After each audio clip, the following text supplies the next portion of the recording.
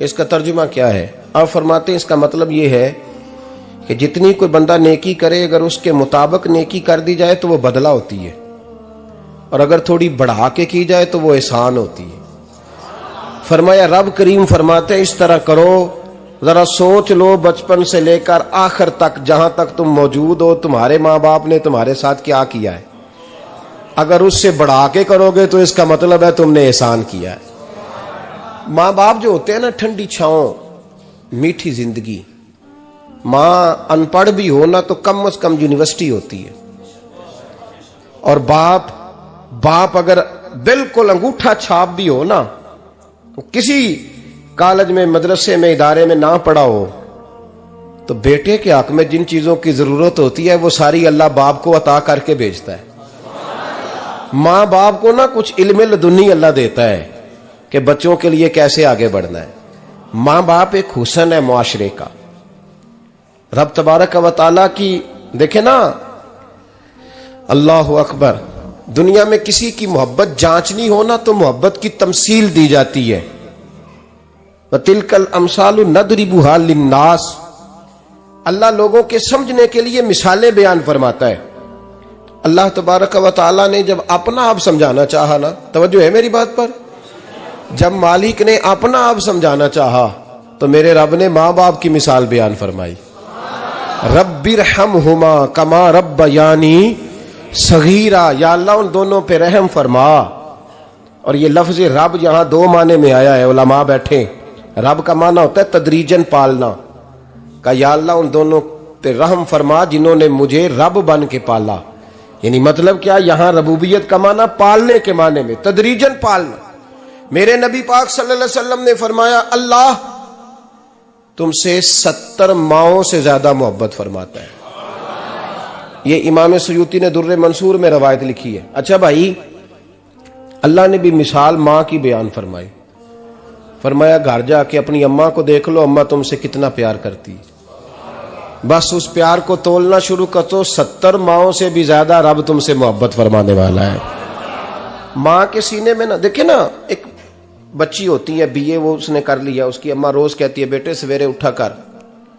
सास के पास जाएगी तो वो कहेगी कि इसकी अम्मा ने सवेरे उठना सिखाया ही नहीं, और बेटी कहती है अम्मा जी दो जावांगी वेखी जाएगी। अच्छा, उसकी शादी हो गई, उसकी सास ने आहिस्ता आहिस्ता शिकवे शुरू कर दिए, खामन से कहने लगी तू इसको उठाता ही नहीं सवेरे। वो भी कहता है कमरे में जाके अम्मा शिकवा करती है तू उठती नहीं। और बच्ची लाडली थी, वो नहीं थी उठती टाइम पे। जिंदगी के 22 साल 23 साल वो सवेरे नहीं उठी, वक्त पे नहीं उठी, मिसाल दे रहा हूं। फिर उसी बेटी को अल्लाह ने एक बेटा अता कर दिया। सुबह 100 आवाज उसकी अम्मा देती थी पर उसकी आंख नहीं खुलती थी, लेकिन उसी बेटी का बेटा शहरी के वक्त हल्का सा रोता है। सारी दुनिया सोई है पर अम्मा उसकी फटाफट जागती है, फटाफट जागती है। एक आदमी था तो उसकी बीवी इंतकाल कर गई और उसने तलाक दे दी। 10-11 साल का उसका बेटा था, उसने दूसरी शादी कर ली। एक दिन अपने बेटे से कहने लगा बेटे वो सगी अम्मा ठीक थी या ये वाली ठीक है? तो बेटा कहने लगा अब्बा जी ये ठीक है, वो सगी अम्मी झूठ बड़े बोलती थी, सगी अम्मी झूठ बड़े बोलती थी, झूठी थी, ये सच्ची है। उसने कहा बेवकूफ तेरी मां झूठी थी। उसने कहा अब्बा बड़ी। कहा किस तरह? कहने लगा अब्बा जी मैं ना, कभी आपको पता मैं शरारती हूं, कभी मैं शरारत करता था ना, कोई बर्तन तोड़ देता था तो मेरी सगी अम्मा मुझे थप्पड़ मार के बाहर निकालती थी। कहती थी मैं ताला लगाऊंगी बावर्ची खाने को, तुझे सारी रात रोटी नहीं देनी, तू आज भूखा ही रहेगा। बिल्कुल नहीं देना, सारी रात नहीं देना। बड़े दावे करती थी, कसमें उठाती थी, पर बड़ी झूठी थी। आधा घंटा भी नहीं गुजरता था तो गलियों में मुझे ढूंढने लग जाती थी, ढूंढ के लाती थी, ढूंढ के, और ला के ना तो गलती मेरी होती थी, रोना मेरी अम्मा शुरू कर देती थी। वे ओए मैनू ना सताया कर वे पुत्रा। फिर मेरी मर्जी का खाना मुझे पका के देती थी, मेरी मर्जी का। और फिर मेरी अम्मा मुझे तोहफा भी देती थी। अब्बा जी वो झूठी थी, पहले कह रही थी सारी रात नहीं देना, अब आधा घंटा। ये बड़ी सच्ची है जवाब भाई है। मैं शरारत करता हूं तो थप्पड़ मार के निकाल देती है, कहती है रोटी नहीं देनी। फिर मैं सारी रात रो के गुजारता हूं पर नहीं देती। ये सच्ची है, वो झूठी थी। तू मां के दर्द को क्या समझे। बच्चे तो कहते हैं अम्मा ने हमें कैद कर दिया, अम्मा कहती है मेरी मर्जी से खाओ। और तुझे नहीं पता उसने कैद नहीं किया, वो तुमसे प्यार बड़ा सच्चा करती, और बड़ा सच्चा प्यार करती है तेरे साथ, बड़ा सच्चा। बेटा बर्गर खा के आ जाता है, अम्मा कहती है रोटी खा ले, कहता नहीं आपने बैंगन पकाए हुए हैं मैंने नहीं खाने। तो अम्मा मिन्नतें करती है, कहती है चल तू दस की खाना है, तेनू सेवियां ना बना दिया, फटाफट दाल पक जाएगी, क्या खाएगा। अब्बा जी मेरी तरह करीब से कहते हैं छड़ पर भूख लगेगी तो आप ही खा लेगा। लेकिन अम्मा कहती है इसने रोटी ना खाई तो मुझे नींद नहीं आएगी। तो इस दर्द को समझना। मैं गुलाम हूं एक आस्ताने का, और मैं समझता हूं जो किसी का मुरीद ही नहीं उस पर तो साया ही नहीं, उसे चाहिए किसी बुजुर्ग का साया हासिल करे। लेकिन भाई ये बात भी बड़ी सच्ची है कि मेरे जैसे पीर के हाथ में 5000 रुपया नजराना दो ना, पीर साहब दुआ करना, तो पीर साहब ने दुआ पक्की याद की हुई है सबके लिए, रटी रटाई, अल्लाह खैर करे अल्लाह भला करे, और सबके लिए रट्टा लगाया हुआ है। और अम्मा को बेटा वैसे ही कह जाए, वैसे ही अम्मा मैं इंटरव्यू देने जा रहा हूं, जरा दुआ करना, वो बीबियां मंगा के दुआए तंजीना पढ़ाना शुरू कर देती है, और सारी सारी रात मुसल्ले पे बैठी। इस दर्द को समझना। और भाई बड़ा वेल ड्रेस बेटा होता है, वेल ड्रेस नौजवान, वो 18,000 का जोड़ा पहनता है, 7,000 का जूता खरीदता है, वो कीमती किस्म की घड़ी इस्तेमाल करता है। लेकिन उसी बच्चे के जब अपने बच्चे होते हैं ना, तो बीबी को कहता है ये ले 10,000 रुपया, बच्चों के कपड़े खरीद ले, मेरे सही है अभी कल ही तो खरीदे थे। और बाप, और तू समझा ही नहीं यार, 30 साल बाप ने जवानी सारी सऊदी अरब को दे दी, लेकिन तेरा ख्याल रखा। मैं ऐसे लोगों को जानता हूं जिन्होंने 30-30 साल परदेश में कंबल नहीं बदला, और जहां गए थे तो एक कंबल खरीदा था फिर बदला नहीं। तू मां बाप के बारे में, और यहां बच्चे हिसाब करते फिरते हैं, भाई तो पिछले महीने भी 5,000 दिता सी, तुसी पैसे दा कर दे की हो, मां बाप से हिसाब करता है तू। तिरमिजी शरीफ के लफ्ज हैं, एक सहाबी ने आके अर्ज की या रसूल अल्लाह पैसे विरासत के नहीं, मेरे अब्बा जी ने नहीं दिए मुझे, और मैंने खुद मेहनत करके कमाए, अब मेरा अब्बा मुझसे पैसे मांगता है तो क्या करूं, और मेरे हैं, मैंने कमाए हैं, अब्बा जी ने नहीं दिए, विरासत नहीं, हिस्सा नहीं मिला। हुजूर मेरा अब्बा मांगता है तो मेरे लिए हुक्म क्या है। तो नबी पाक ने फरमाया क्या कहा तुमने, पैसे तेरे हैं? कहा हुजूर हाँ। तो फरमाया अब्बा किसका है? कहा या रसूलल्लाह मेरा। तो फरमाया अगर तू अपने वालिद का है तो तेरी हर शय तेरे वालिद की है, तू भी तेरे वालिद का है तो तेरा माल भी तेरे। मां और बाप ये तो हुस्न है जिंदगी का, ये तो वकार है इंसान का। जब तक मां बाप का हाथ पकड़ के चलोगे ना, रास्ते सीधे रहेंगे, और जिस दिन उंगली छोड़ के सड़क पे निकलना पड़ा ना, सर चकराने लगेगा। याद रखना ये बड़ा मुश्किल काम होता है। लोगों का तो रुख ही उस दिन वाज़े होता है जिस दिन आदमी साये से महरूम होता है। अम्मा तो कमरे में पड़ी हो ना, औरंगजेब आलमगीर की मां फौत हो गई, 350 कमरा था महल का, और अम्मा 12 साल टांगों से माजूर रही औरंगजेब आलमगीर की। अम्मा 12 साल कमरे से निकल नहीं सकी, साथ ही वॉशरूम था या जो भी उस दौर में तरीका था। औरंगजेब जब महल में आते थे तो फिर भी सीधे अम्मा के पास जाते थे, और जब वापस निकलते थे फिर भी अम्मा के साथ। औरंगजेब की मां का जनाजा उठा तो औरंगजेब ने रोना शुरू किया। फिर सालों बीत गए पर उसके आंसू खुश्क नहीं होते थे। एक शख्स ने कहा तेरी कोई अनोखी मर गई है, सारी दुनिया की मरती हैं। उसने कहा मैं बादशाह हूं, 24 घंटे लोगों का आना जाना है, बड़े दबदबे हैं, बड़े डेरेदारियां हैं, बड़ी भैंसें, बड़ी गायें, बड़े खाने वाले, बड़े लांगरी। मेरी मां बूढ़ी थी, एक कोने में पड़ी रहती थी, पर जब से वो गई है ये मुझे महल नहीं लगता, मुझे कब्रिस्तान लगता है। मुझे लगता है ये कब्रिस्तान है। माँ और बाप तो तेरी नेमत है भाई। हम बच्चे, हमारे आजकल के बच्चों ने एक मसला बड़ा पक्का याद कर लिया, कहते मौलाना पीर साहब पसंद की शादी करना जायज नहीं। मैं कहता हूं साहब और भी बड़ी चीजें जायज है, सिर्फ एक ही शय जायज रह गई है। रसूल पाक सल्लल्लाहु अलैहि वसल्लम सिवाय अल्लाह के किसी के पाबंद नहीं, किसी के पाबंद नहीं।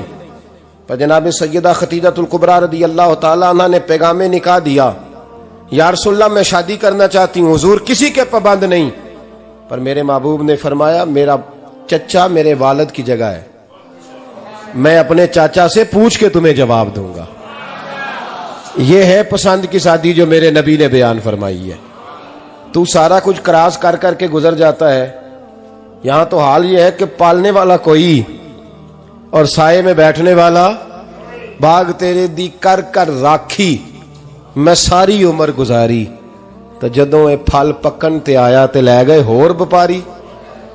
और बेटा गुजरता है अम्मा के दरवाजे के आगे से, अम्मा के दरवाजे के आगे बेटा अमरूद लेके आया है 6 किलो। तवज्जो है मेरी बात पर? इधर देखें जी, छोड़ें थोड़ी देर हमारी सुने। वो अमरूद लेके आया 5-6 किलो, तो अम्मा के दरवाजे के करीब से गुजर गया रात को। तो कमाई खाने का टाइम आया ना, तो गुजर गया। तो वो वजीर आजम से डरता है ना, तो जाके बीबी से कहता है बीबी के हकूक देना भी रसूलुल्लाह की सुन्नत है। लेकिन ये क्या बात हुई, तूने बीवी और मां का मुकाबला शुरू करा दिया? समझ तो सही, ये तेरे लिए काबे की जगह है और तू बीवी के लिए काबे की जगह है। उसे भी समझना चाहिए, गौर करना चाहिए। 5 किलो अमरूद लेके तो मां के कमरे के करीब से गुजर गया है। बीबी को जाके कहता है चल आधा किलो अम्मा को भी दे आ, उसके कौन से दांत हैं। तो प्लेट में डाल के वो लाई है। तू समझा ही नहीं, तूने गौर ही नहीं किया। बंदा तो वो ठीक नहीं था, नेपोलियन। पर किसी ने उससे पूछा था बता जिंदगी में पैसे लेने का मजा कब आया? उसने कहा कि मुझे मजा तब आता था कि मैं अपनी सारी कमाई ला के अपनी अम्मा के हाथ पे रखता था, और फिर जब मैं अपनी माँ से थोड़ा थोड़ा खर्चा लेता था ना, थोड़ा थोड़ा, तवज्जो है मेरी बात पे? अम्मा जी 10 रुपए दे आज, कहते जब मैं थोड़ा थोड़ा खर्चा लेता था ना, तो मुझे यूं लगता था जैसे मैं बादशाह वक्त के सामने खड़ा हूं और वो खजाने का मुंह खोल खोल के मुझे देता जा रहा है। तो इस जायके को समझ तो सही भाई, तो इसको समझ तो सही भाई। याद रखें और गौर करें, मां और बाप। और फिर ये भी सुन लें, नबी पाक सल्लल्लाहु ताला अलैहि वसल्लम ने मां बाप के लिए फरमाया हुमा जन्नतुका व नारुक, यही तेरी जन्नत है और यही तेरे लिए जहन्नम है। अगर ये राजी हो गए तो तेरे लिए जन्नत है, नाराज हो गए तो चाहे तू 100 पीर के मजार पे हाजिरी दे आ, लेकिन जब तक अब्बा राजी नहीं उतनी देर तक अल्लाह राजी। ये हदीस पाक है, हुजूर ने फरमाया जिसके वालिद राजी उसका अल्लाह राजी, और जिसका बाप नाराज उसका अल्लाह। हाँ बेशक, अब ये हदीस है ना, तो सारे वली एक तरफ बैठ जाएं, कहें या अल्लाह बख्श दे मुरीद को, लेकिन अगर अब्बा कहे या अल्लाह ना माफ करना, तो अल्लाह उन औलिया की नहीं मानता, वालिद की मानता है। इसलिए बुल्ले शाह आसमानी उड्डियां पढ़ना है, जेड़ा घर बैठा उन्होंने पढ़िया ही नहीं। भाई याद रखो, माँ बाप से प्यार करो, इनकी खिदमत करो, इनके पास बैठा करो, और माँ बाप को टाइम दें, वक़्त दें, चंद घड़ियां उनके पास बैठें। आप यकीन करें, अब्बा जी से आप मशवरा कर ले, सिर्फ मशवरा, मर्जी बेशक अपनी करें, लेकिन उस मशवरे में आपको इतना साया मिलेगा कि जिंदगी में कभी नाकामी नहीं होगी। पर असी सज्जन दी मननी, अब्बे दी नहीं मननी। वो फटे पे जो नलायक हमारी तरह का बैठा है उससे मशवरा लेना है, वालिद से नहीं लेना। बाप के पास बैठे, उससे मशवरा लें। मेरे अब्बा जी किसान थे, मैंने अपनी जिंदगी में ढेरों चीजें अपने बाप से सीखी हैं, दर्जनों चीजें सीखी हैं। मेरे वालिद बड़े खुददार थे, मिजाज में अजीब सी खुददारी थी। कोई बंदा कभी हाल पूछ लेता था ना कि हालात किस तरह के हैं, तो फरमाते थे भाई अगर बताना हुआ तो अपने अल्लाह को बताऊंगा। अल्हम्दुलिल्लाह बड़ा फजल है, मैंने उनके हाथों पे हमेशा छाले देखे, हमेशा छाले, लेकिन उनका हाथ कभी किसी दुनियादार के सामने फैलता हुआ नहीं देखा। लोग मुझे कहते हैं आप किस पीर साहब के साहबजादे हैं, तो मैं कहता हूं मैं उस पीर का साहबजादा हूं जिसने मेहनत करके हलाल की कमाई खाई सारी जिंदगी। ये लोग पीर नहीं होते, ये मुर्शिद नहीं होते, और मैंने दर्जनों चीजें सीखी उनसे। तो सीखने तो बैठ, तुझे हजारों चीजें मिलेंगी। भाई अपनी जिंदगी में माँ बाप की तरफ देखो, सबसे जरूरी काम है इन्हें वक्त दो। अम्मा के ओ भाई बड़ा मुश्किल है दुनियादारों से तारीफ कराना, ते अम्मा दे कोल ते एवं 2 मिनट राती बईए ना आखी अम्मा पैर कटे ना रजाई चो तेरे घुट छड़ा, ते अम्मा कहती जा मेरा पुत्र थकिया आया तू सो जाके, मैं कदों काम लगी सा, मैं कदों हल वान डई सा, जा सो जा जाके। बस ये कार्रवाई है। तूने 2 मिनट के लिए कह दिया, सवेरे पूरे मोहल्ले में तेरी अम्मा कहेगी अल्लाह मेरे पुत्र वर्गा पुत्र सारियां नूं दे। राती आउंदा है ते मैनू घुट के सौंदा है, अल्लाह घुटिया कोई नहीं सुना भी कार्रवाई पाई सू, लेकिन वो सबको बताती है। तो भाई इतनी कीमती चीज और तू छोड़ के मैं कभी जलसे से देर से आता था ना, अब तो जाता नहीं ज्यादा जगहों पे, कोशिश करता हूं कि चलो माहौल के मुताबिक, थोड़ा खुश्क आदमी हूं तो हर जगह सेट नहीं हो पाता, इसलिए कम जाता हूं। तो कभी रात को आते थे ना देर से, मेरी अम्मा जी शुगर की मरीज थी, तो मैं छोटे भाई को फोन करता था कि अम्मा जी सो गए, कहते सो गए। मैं कहता था कि तू ना इस तरह कर, नीचे आ जा, 2 बज गए, वो शुगर की मरीज है, आंख खुल जाए ना तो दोबारा लगती नहीं बुजुर्गों की, तो तू दरवाजा खोल दे, अंदर दस्तक दी तो दिक्कत होगी। तो मैं जूते उतार के अंदर दाखिल होता था, तो पहला कदम रखता था तो मेरी अम्मा बोल पड़ती थी पुत्र आ गए, आ गए। ओ भाई तू इस दर्द को समझना, कोई तुझे मिलेगा, कोई मिलेगा तुझे ऐसा। अब मैं दूर दराज भी चला जाता हूं, उनकी जिंदगी में नहीं जा पाया, कहती नहीं हमने नहीं जाना, घर में रहना है, इस कैफ को समझ ले, इस दौलत के करीब हो जा। हजरत अबू हुरैरा रदी अल्लाह ताला अन्हु फरमाते हैं मेरी अम्मा बूढ़ी थी, मैं उनकी खिदमत करता था। बाप की खिदमत और माँ की खिदमत सबके हिस्से में नहीं आती, ये रब जिसे महबूब रखता है उसे ये मौके अता करता है। खुश नसीब है जिसे बूढ़ा बाप मिले और वो नौकरी करे, खुश किस्मत है जिसको बीमार माँ मिले और वो नौकरी करे। हजरत अबू हुरैरा फरमाते मेरी अम्मा बूढ़ी थी, तो उनका मैदा कमजोर हो गया था, तो मैं उठा के पखाना पेशाब करता था तो कई दफा मेरे ऊपर कर देती थी। ये हजरत इब्न जौजी अलैहिर्रहमा ने इसको लिखा है, फरमाते हैं मेरे दिल में ख्याल आता था कि मैं बड़ा खिदमत गुजार हूं अपनी माँ का। एक दिन मैं हजरत उमर के पास बैठा था उनके दौरे खिलाफत में, तो एक शख्स आ गया। उस शख्स ने आकर के कहा कि हजरत उमर से हुजूर एक मसला पूछना है। फरमाया पूछो। वो कहने लगा हुजूर मेरी अम्मा बूढ़ी हो गई है, बीमार रहती है, मरीजा है, मुझे आवाज देती है बेटे पेशाब आया है, आवाज देती है, तो मैं अम्मा को उठाता हूं। अभी मैं बैतुल खिला तक, वॉशरूम तक जाता नहीं कि मेरी अम्मा मेरे ऊपर पेशाब कर देती है। हजरत उमर से कहने लगा हुजूर बचपन में मैं अम्मा पे पेशाब करता था, अब अम्मा मेरे ऊपर कर देती है, तो हक अदा हो गया ना। हजरत अबू हुरैरा कहते हैं जब उसने सवाल पूछा तो मेरे भी कान खड़े हो गए। मैंने कहा ये तो मेरे वाला मसला पूछ रहा है, मेरे वाला मसला पूछ रहा है। मेरे पास एक दोस्त जुमा पढ़ने आते हैं बड़ी दूर से, मुझे कहने लगे हजरत साहब जदों भी मैं आउना ना तुसी मेरी ही गल छेड़ देंदे हो, वो जो बात होती है ना बिल्कुल मेरी होती है। मैंने कहा नहीं यार जो मैं कर रहा होता हूँ वो मेरी भी होती है, वो सारे मुआशरे की होती है। हमें लगता है कि मेरी हो रही है, हालांकि वो बात हमारी सबकी मुश्तरका होती है। सुन ले और याद रख लें। हजरत अबू हुरैरा फरमाते मेरे कान खड़े हो गए। मैंने कहा इसने तो मेरी बात पूछनी शुरू कर दी। हजरत फारूक आजम से कहने लगा हुजूर बचपन में मैं अम्मा पे पेशाब करता था, वो मेरे ऊपर कर देती है, तो हक अदा हो गया। हजरत उमर कहने लगे नहीं कोई नहीं हुआ। उसने कहा हुजूर मुझे समझाएं, वो सारे काम जो मैं अम्मा के साथ करता था अम्मा मेरे साथ करती है, तो क्यों नहीं हुआ। हजरत उमर कहने लगे भाई पेशाब तो तू भी अम्मा पे करता था और अम्मा भी तेरे ऊपर करती है, पर तेरी और तेरी माँ की सोच में बड़ा फर्क है। उसने कहा हुजूर किस तरह, तो क्या जवाब है सैयदना फारूक आजम का, लौ काना नबीय्यम बाद लकाना उमर इब्न खत्ताब। क्या जवाब है। हजरत उमर फरमाने लगे तेरी और तेरी माँ की सोच में बड़ा फर्क है। कहा हुजूर किस तरह। फरमाया जब तेरी अम्मा तेरे ऊपर पेशाब करती है ना तो तू दुआ करता है कि या अल्लाह बूढ़ी हो गई है इसे पर्दा दे दे, और जब तू अपनी अम्मा पे पेशाब करता था तो वो दुआ करती थी या अल्लाह मेरे लाल को लंबी जिंदगी अता फरमा। फरमाया ये तेरा और उसका फर्क है, तू पर्दे की दुआएं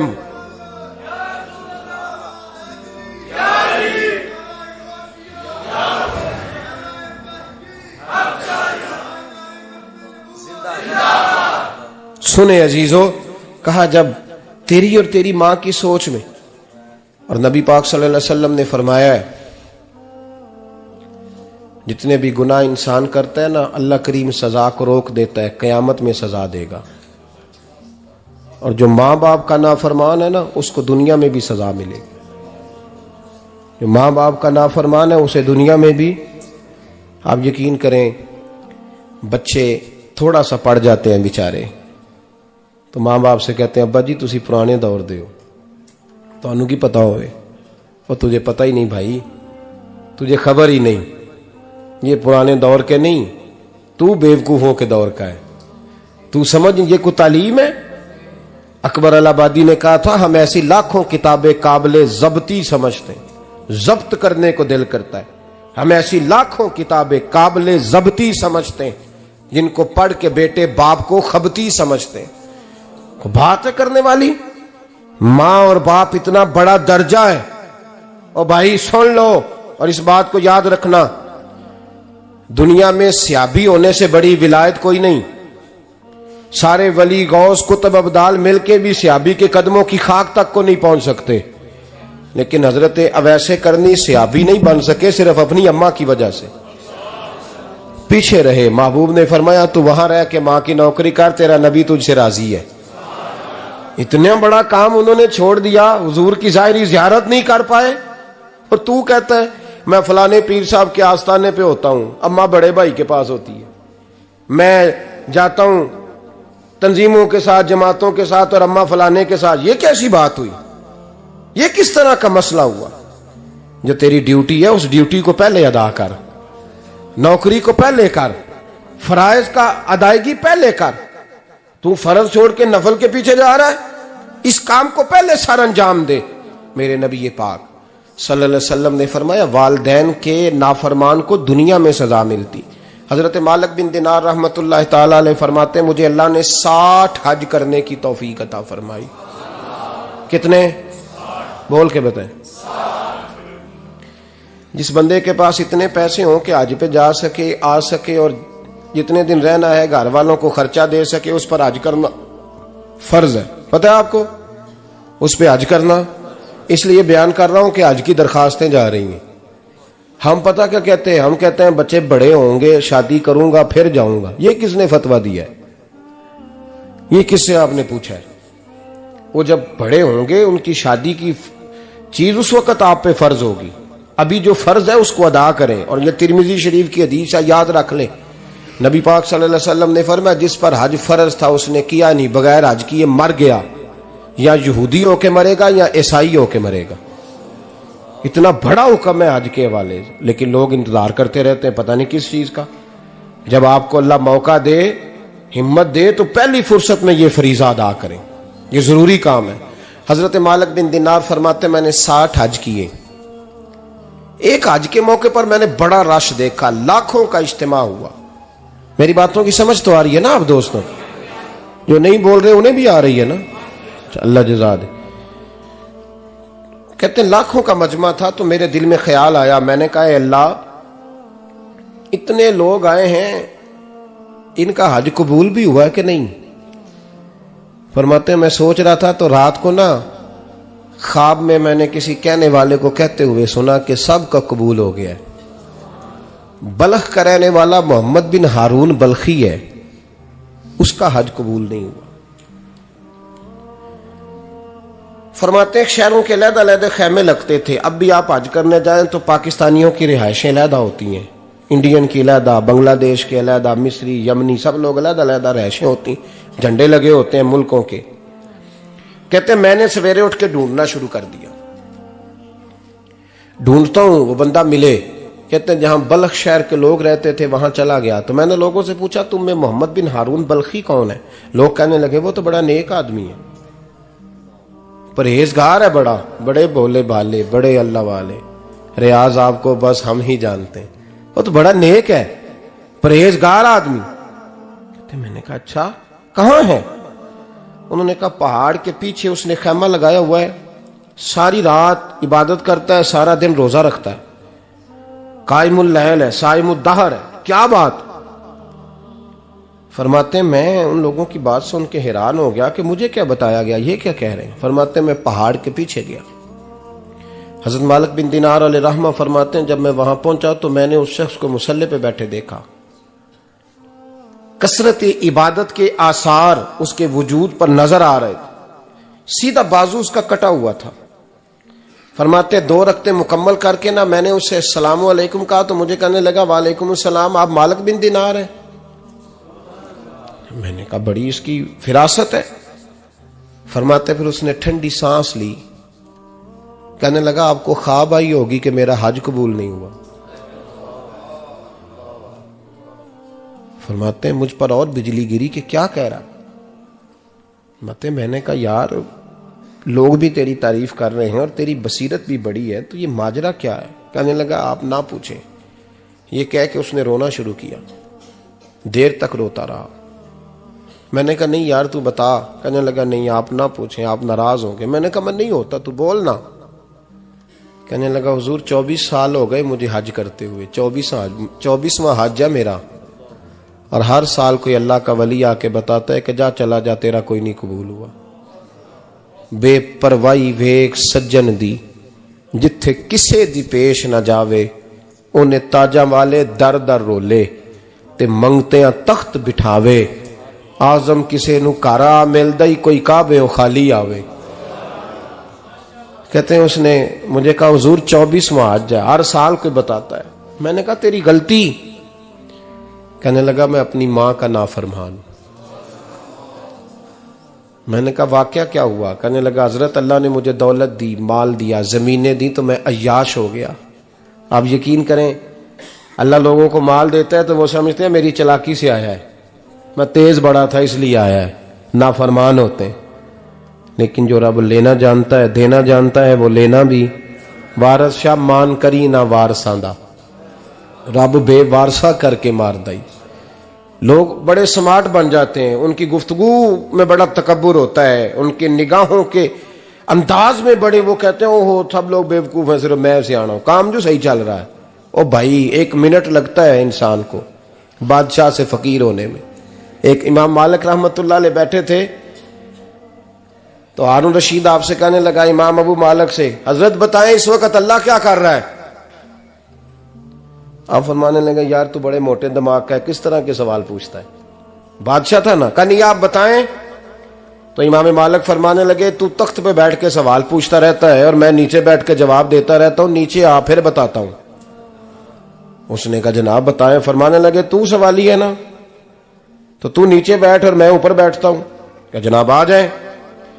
हारून रशीद नीचे आ गया, इमाम मालिक तख्त पे बैठ गए। फरमाने लगे अब बता क्या पूछ रहा था। कहने लगा हुजूर पूछा था अल्लाह इस वक्त क्या कर रहा है। फरमाने लगे रब इस वक्त तुझे समझा रहा है कि इस तख्त पे तकब्बुर न करना, 1 मिनट लगता है मैं तुझे उठा के मालिक को बिठा दिया करता हूं, ये तुझे समझा रहा है, लिहाजा इस समझ पे कायम रहना, तकब्बुर न करना, 1 ही तो मिनट लगता है, ये तुझे समझा रहा है। तो वो शख्स कहने लगा मोहम्मद बिन हारून बल्खी इमाम मालिक बिन दिनार से कि हुजूर बड़ी दौलत थी तो मैं अय्याश हो गया था।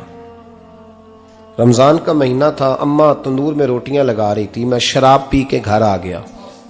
हमारे यहाँ ये भी फैशन है ना, अब मेहंदी वाले दिन चौधरी साहब के डेरे पे जवान शराब पीते हैं तो पूछते हैं हाजी साहब आप तो हाजी भी हैं, तो डेरे पे मुंडे क्या करते रहे। कहते मैं डेरे तो सा मैनू नहीं पता, वो कार लगे सन।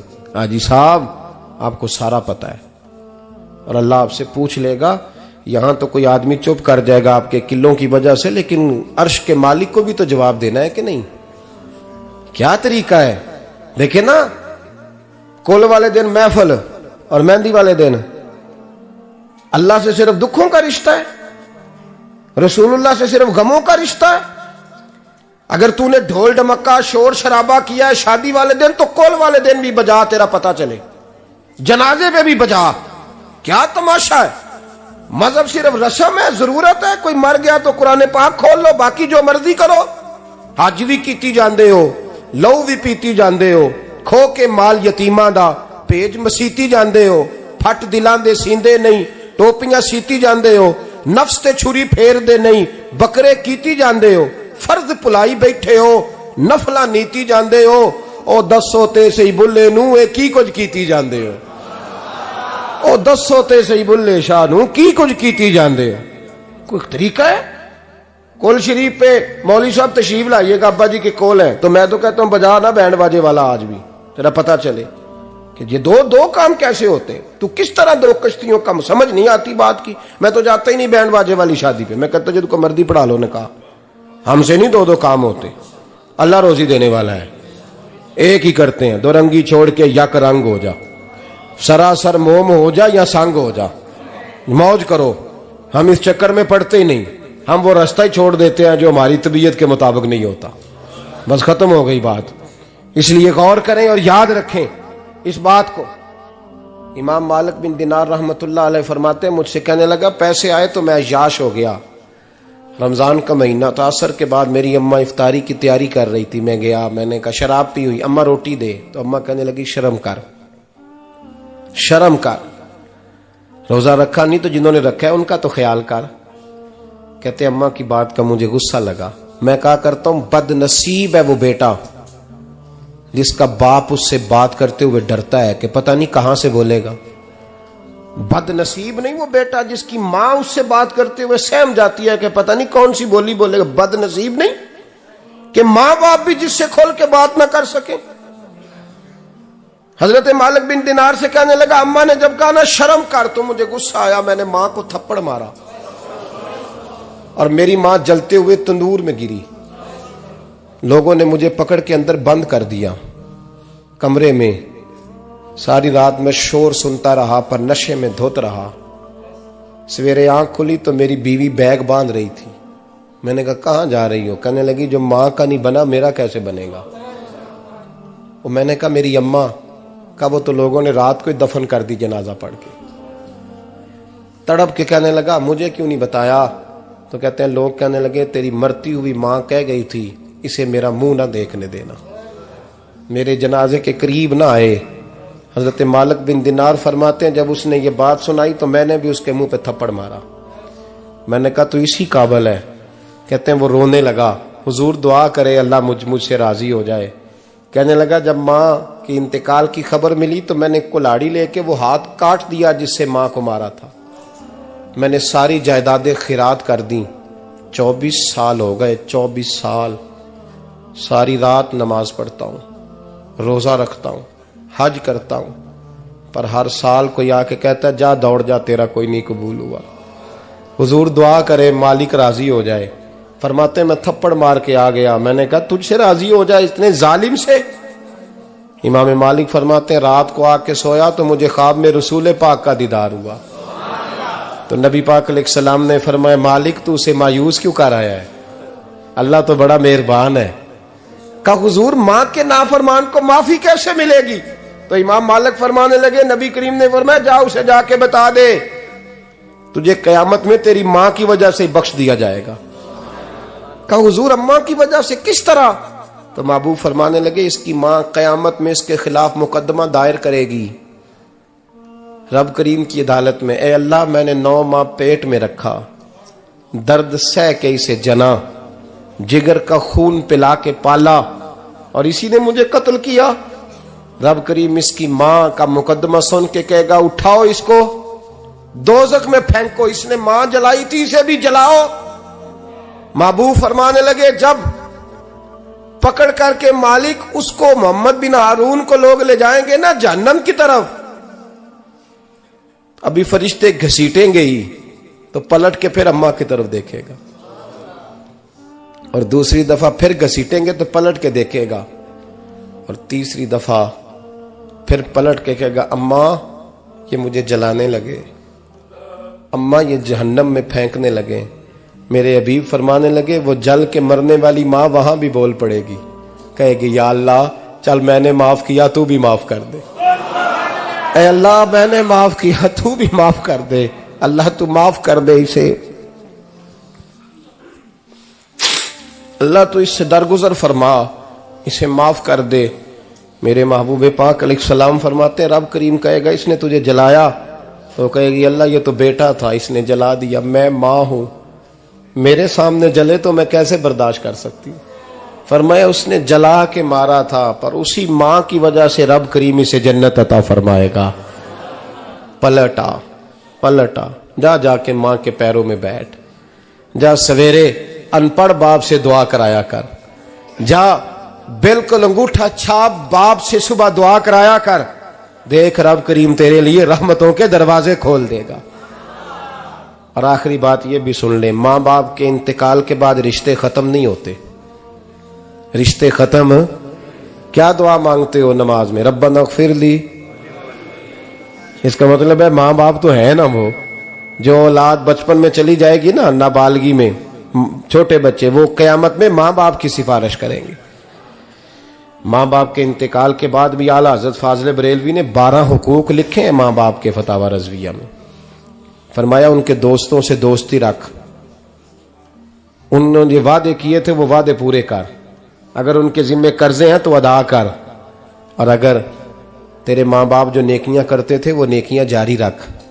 और इमाम जलालुद्दीन सयूती ने शरह सुदूर में लिखा है, जमीन पे रह के गलत काम ना करना, वरना फरिश्ते कब्र में जाके तेरे माँ बाप को कहेंगे तो कितनी बुरी औलाद पैदा करके आया।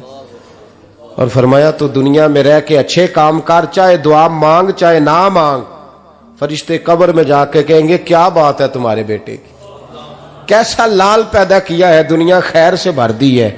और भाई मुझसे कोई बंदा पूछे ना कि माँ बाप को इसाले सवाब का सबसे बेहतरीन तरीका, तो मैं कहता हूं बेटे नमाजी हो जाओ। क्या कर, ताकि हर नमाज की आखिरी रकत में तू कहे रब्बना इग़फिरली।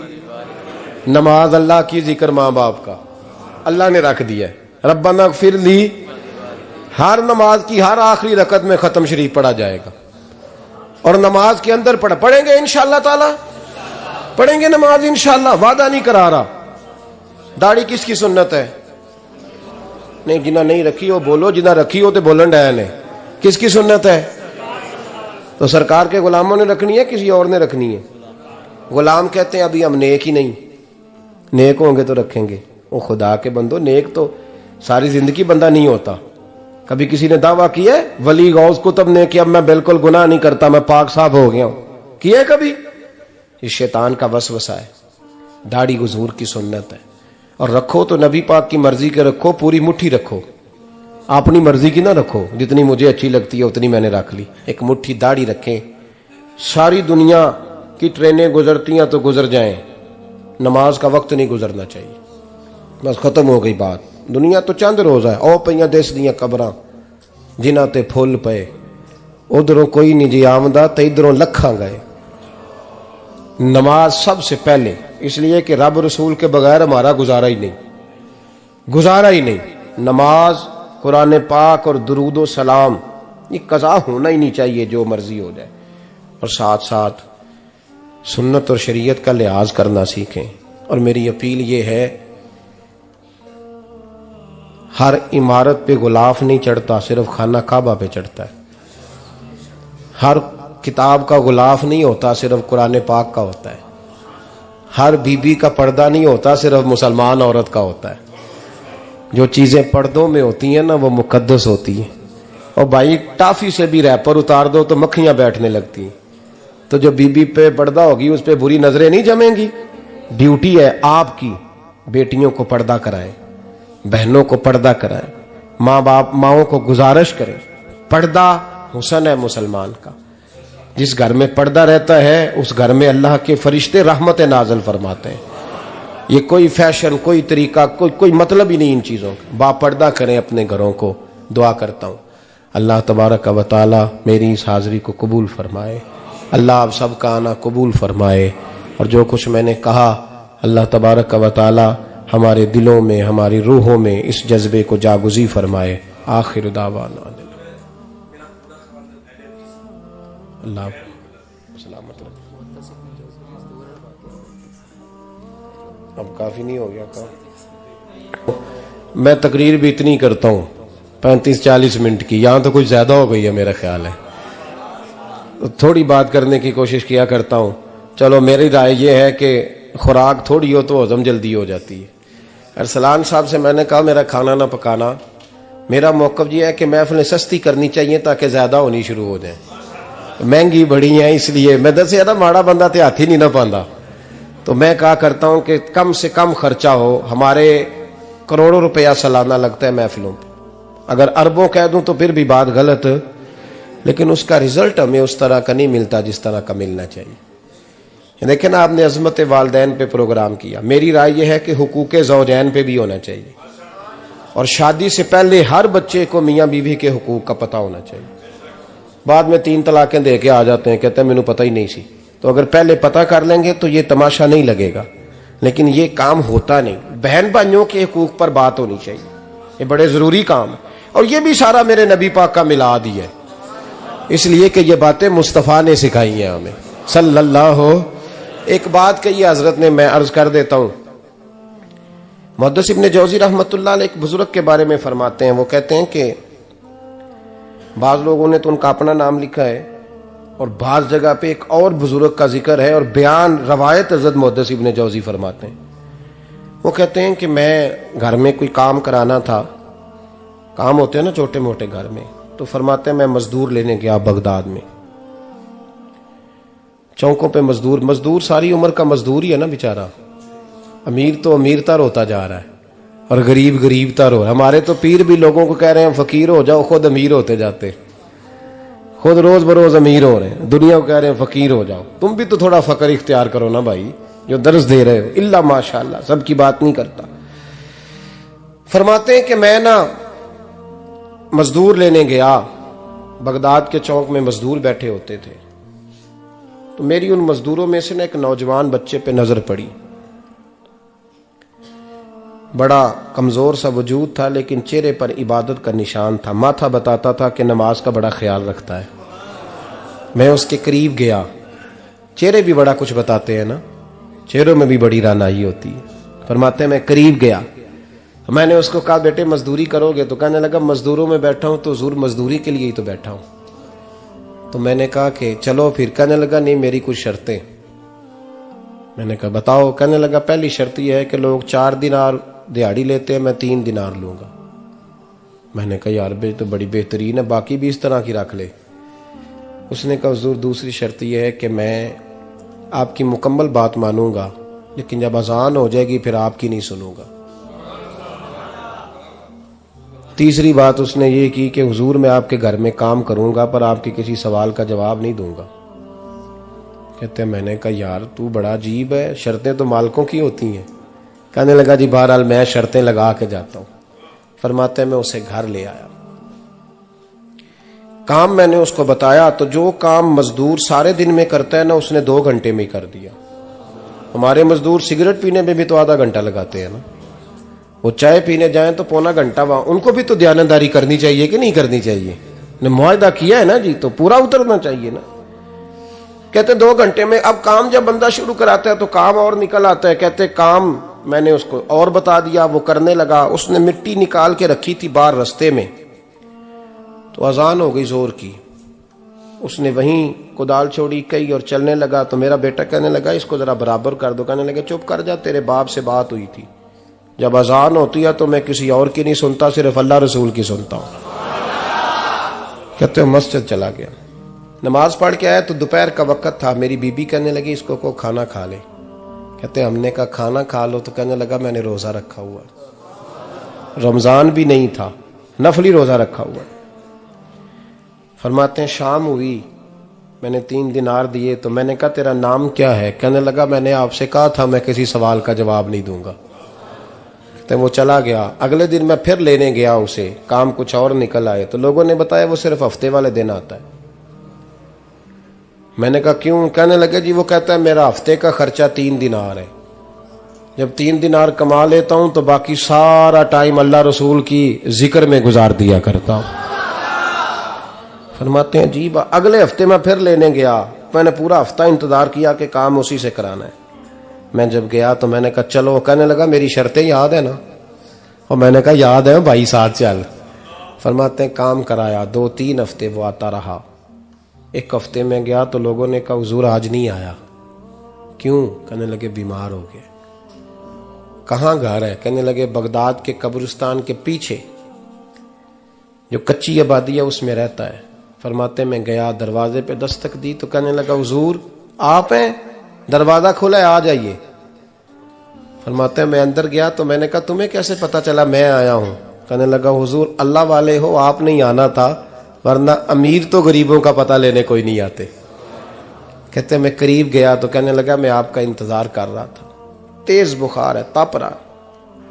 जेब से कुछ पैसे निकाले, कहने लगा ये पैसे रख लें। एक अंगूठी निकाली, कहने लगा हुजूर आज रात को मेरा इंतकाल हो जाएगा, इन पैसों का कफन खरीद के सुबह जनाजा पढ़ के मुझे दफन कर देना, और जब दफन करो तो ये अंगूठी लेके असर के बाद हारून रशीद के पास जाना। आप उसे कहना मैंने मिलना है, पर वो आपको टाइम नहीं देगा। आप उसको आवाज दीजिएगा कि तेरी एक अमानत है मेरे पास, फिर वो आपसे मिलेगा तो अंगूठी दे दें, फिर आप मेरी तरफ से फारिग हैं। हजरत फरमाने लगे तेरा नाम? और कहने लगा हुजूर वक्त थोड़ा है, आज रात मैंने जाना है, बड़ी लंबी माफी मांगनी है रब करीम से, अगर मुनासिब समझे तो मुझे अपने रब से तन्हाई करने दे। फरमाते हैं मैं आ गया, पर उसकी बातों ने मुझे सारी रात सोने नहीं दिया। फरमाते सुबह बड़ी मुश्किल से सूरज निकला, मैं गया, दरवाजे पे हाथ रखा तो दरवाजा खुला हुआ था। अंदर दाखिल हुआ तो खुशबुएं मेरा इस्तकबाल कर रही थी। जब चेहरे से कपड़ा हटाया तो उसका तो इंतकाल हो चुका है, इंतकाल हो चुका है, ऐसे है जैसे किसी का दीदार करके सोया है। कहते मैं तो 2 आदमी ले गया था जनाजे पे, पर पता नहीं दुनिया किधर किधर से आई, कहां कहां से। अखां जदों मीटियां जमाना मैनू रोवेगा, अपना ते अपना बेगाना मैनू रोवेगा, अपना ते अपना। और मियां साहब ने कहा था बाद मरन दे मुखड़ा मेरा हो जावे जे ताजा, फिर समझ लेना महबूब मेरे ने आन पड़िया जनाजा।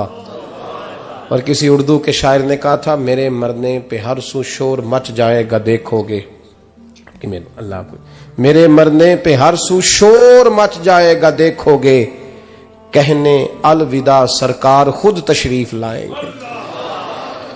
फरमाते हैं मैं तो 2 बंदे ले गया था, पर पता नहीं मखलूक कहां कहां से आई। जनाजा पड़ा, दफन किया।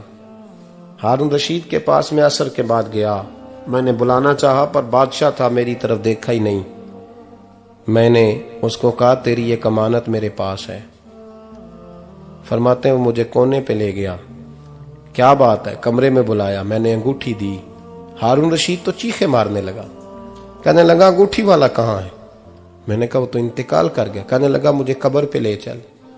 कहते मैं कब्र पे लाया तो वो लेट गया, तड़प के रोने लगा। मैंने कहा मेरा कलेजा फट जाएगा, ना उसने कुछ बताया ना तूने बताया, ये कौन था?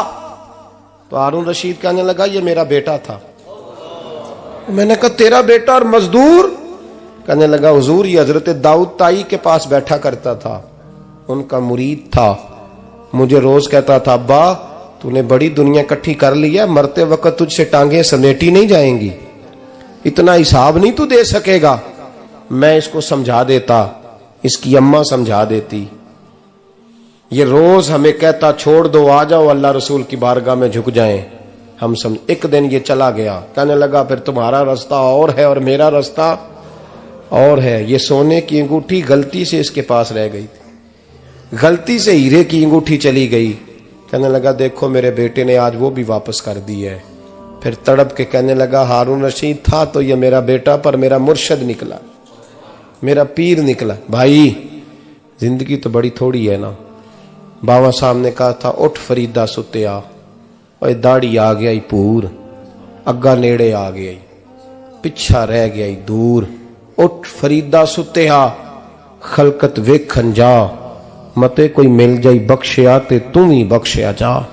उठ फरीदा सुत्या झाड़ू दे मसीत, तू सुते रब जागदा, तेरी डाडे नाल परीत। मेरा रब हमें भी अपनी बारगाह में कबूल फरमाए। आखिर दावाना अनिल हम्दुलिल्लाह।